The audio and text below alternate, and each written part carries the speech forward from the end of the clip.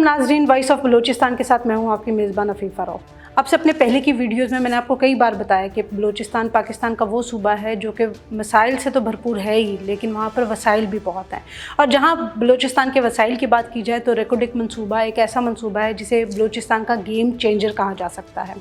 चंद दिन पहले मेरे नज़र से ख़बर गुजरी कि रेकोडिक मनसूबा जो है उसके हवाले से आखिर कई दहाइयों बाद जो है वो कुफर टूटा और अल्लाह अल्लाह करके एक मनसूबा तय पा गया है। और ये मनसूबा बैरिक गोल्ड नामी एक कंपनी से तय पाया है। आखिर 10 साल बाद ये मुआहिदा तय पा गया है और उम्मीद ये की जा रही है कि 2 साल के बाद जो है वो उसके ऊपर अमल दरामद जो है वो शुरू हो जाएगा और 2027 तक जो है पहली पैदावार मुतवक्का है। तो इस हवाले से बलूचिस्तान की आवाम क्या सोचती है और उनको इससे क्या उम्मीदें वाबस्ता हैं, इस पर बात करने के लिए मेरे साथ मौजूद हैं अलाउद्दीन मरी साहब। अलाउद्दीन मरी साहब, अस्सलाम वालेकुम and welcome to the show. वालेकुम अस्सलाम।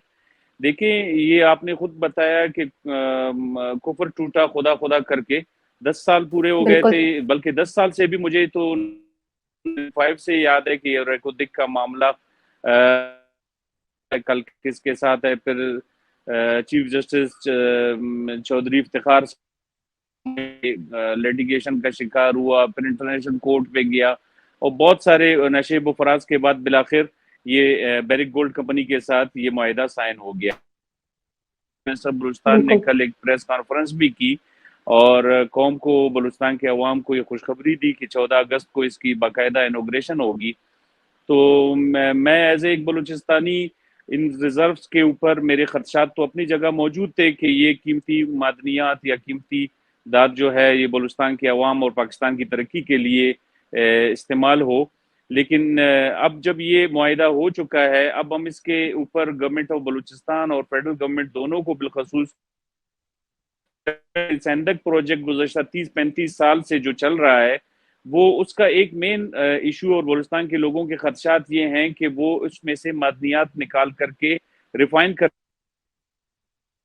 और वहाँ वो रिफाइनरी चूंकि वो वहाँ पे लगी हुई है, वहाँ वो साफ होता है, उसके बाद इतना कॉपर है, इतना गोल्ड निकला है, इतना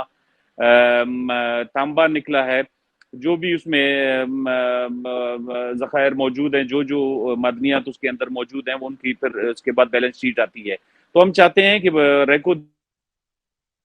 तो ट्रांसपेरेंट तरीके से हो,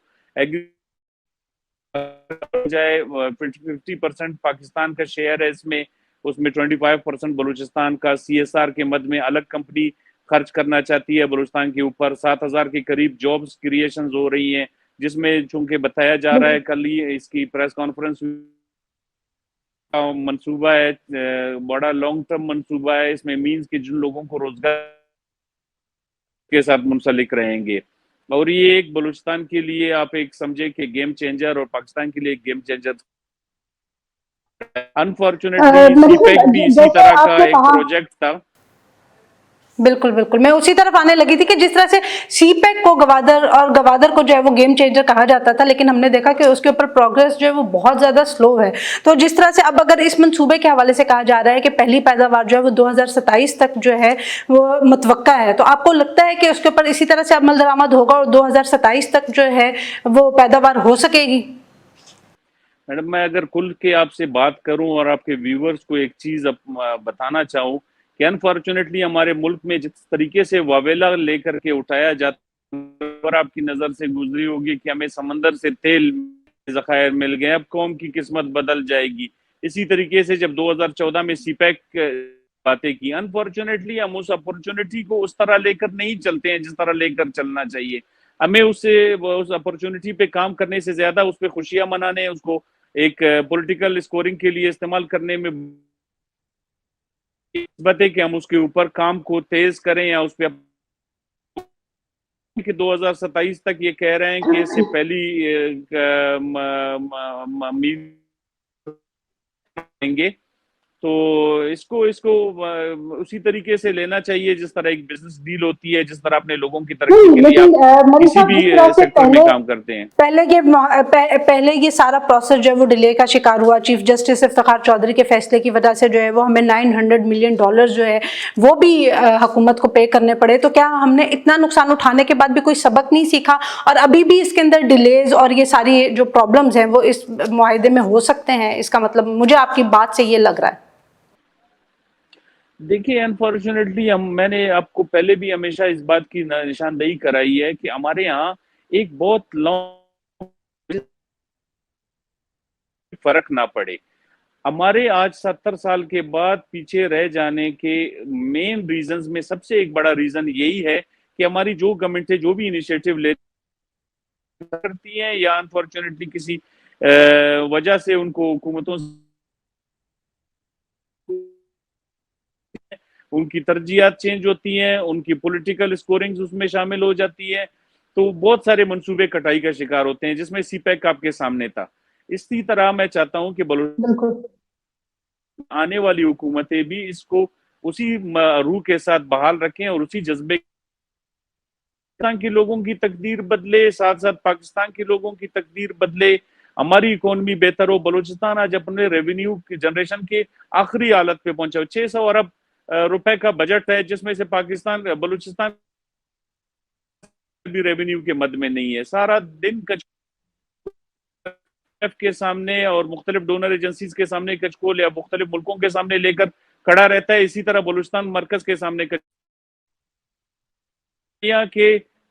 6 لارجسٹ ماربل کے ذخائر ہمارے صوبے، ہمارے دنیا میں 2% بھی اس کی نہیں ہے۔ آج ریکوردے کی ایک بہت قیمتی دھات ہے، سونے کے ذخائر ہیں، اس کے مقابلے میں اسی طرح کا آپ انیشیٹو لے کر کے کام کر سکتے ہیں اور اپنی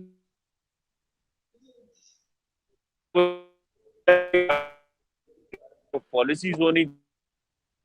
جانے کے ساتھ آپ کی پالیسیز کو کوئی فرق نہیں پڑنا چاہیے۔ اچھا علاؤدین مری صاحب، آپ نے باقی ساری پروسیس کی تو نشاندہی کی، آپ نے اپنے خدشات کا بھی اظہار کیا، لیکن اس معاہدے کے حوالے سے بتایا جا رہا ہے کہ جہاں لوگوں کو 7,000 لوگوں کو روزگار ملے گا، وہیں پر لوگوں کی صحت، تعلیم اور فوڈ سیکیورٹی کو بھی جو ہے وہ بہتر بنایا جائے گا۔ تو آپ کو لگتا ہے کہ ابھی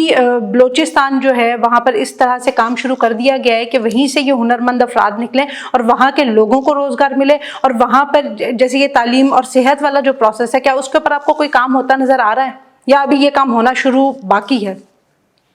نہیں، یہ تو ابھی بڑے انیشیل اسٹیج پہ ہیں، ابھی تو سرویز چل رہے ہیں۔ ابھی کل ہی ان کی پریس کانفرنس میں نے دیکھی اور آج صبح سارے اس کے نیوز پیپرز دیکھا،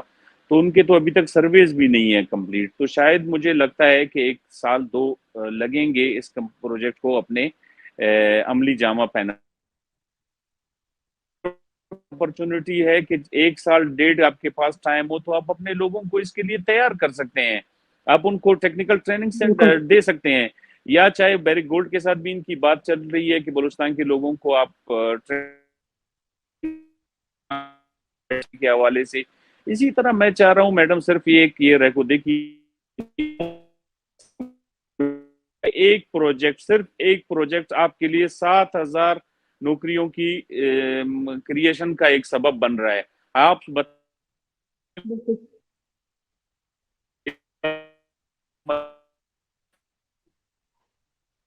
پر کام ہو، کتنی جاب کرنی، وہ تو عمران خان کی بات اس پروجیکٹ کے حوالے سے سچ ہو جائے گی کہ باہر سے لوگ نوکریاں کرنے یہاں آئیں گے، کیونکہ اتنی ساری جابز کریشن ہو جائے گی۔ لیکن اگین بات وہی آ جاتی ہے کہ ول نہیں ہے کہ حالات تو دیکھتے ہوئے۔ دیکھیں کل میں ایک مبشر لقمان صاحب کا تجزیہ سن رہا تھا جو کہ رات بھر میرے دماغ کو بڑا ہٹ کر کے رہا ہے۔ بہت خوبصورت ملک ہے، اللہ نے اس کو بہت کچھ سے نوازا ہوا ہے، موسموں کی اس ملک سے پیار کرنے والے لوگوں کی بڑی کمی ہے۔ آج اگر پولیٹیکل لوگ